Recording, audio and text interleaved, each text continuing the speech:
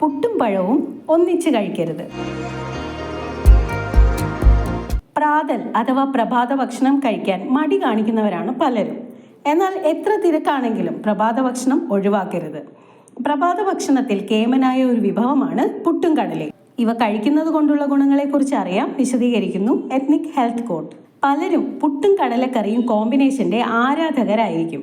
എന്നാൽ അറിഞ്ഞോളൂ, ഏറ്റവും മികച്ച പ്രഭാത ഭക്ഷണമാണ് ഇത്.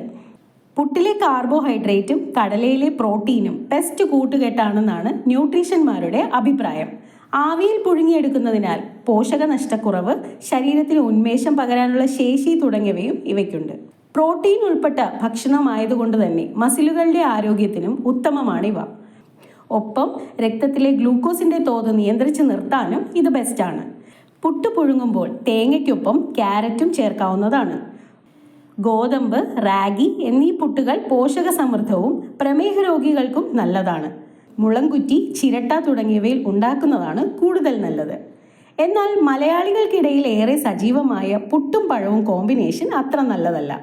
പുട്ടിനൊപ്പം പഴം കഴിക്കരുതെന്നാണ് വിദഗ്ധർ അടക്കം ചൂണ്ടിക്കാട്ടുന്നത്. പുട്ട് പഴം കോമ്പിനേഷൻ വയറിനത്ര നല്ലതല്ല.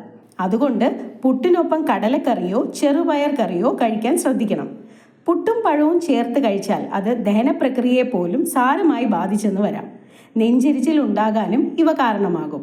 കൂടാതെ പുട്ട് പഞ്ചസാര എന്ന രീതിയും ഒഴിവാക്കാം. കറിയായി മുളപ്പിച്ച പയറോ കടലയോ കഴിക്കുന്നതാണ് കൂടുതൽ നല്ലത്. ഇത്തരത്തിലുള്ള മറ്റനേകം പ്രധാനപ്പെട്ട അറിവുകളും ഈ ചാനലിലുണ്ട്. കൂടുതൽ വീഡിയോകൾ കാണുക, മറ്റുള്ളവർക്കായി ഷെയർ ചെയ്തു കൊടുക്കുക. Ethnic health code, forward to good health. നിങ്ങൾക്ക് വേണ്ട എല്ലാ ആരോഗ്യ അറിവുകൾക്കും എത്നിക് ഹെൽത്ത് കോഡിന്റെ യൂട്യൂബ് ചാനൽ സബ്സ്ക്രൈബ് ചെയ്യുക. ബെൽ ഐക്കൺ അമർത്തി ഓൾ എന്ന ഓപ്ഷൻ സെലക്ട് ചെയ്യാൻ മറക്കരുത്. എത്നിക് ഹെൽത്ത് കോഡിന്റെ എല്ലാ വീഡിയോകളും എപ്പോഴും ഫേസ്ബുക്ക് പേജിലും. Ethnic health code, forward to good health.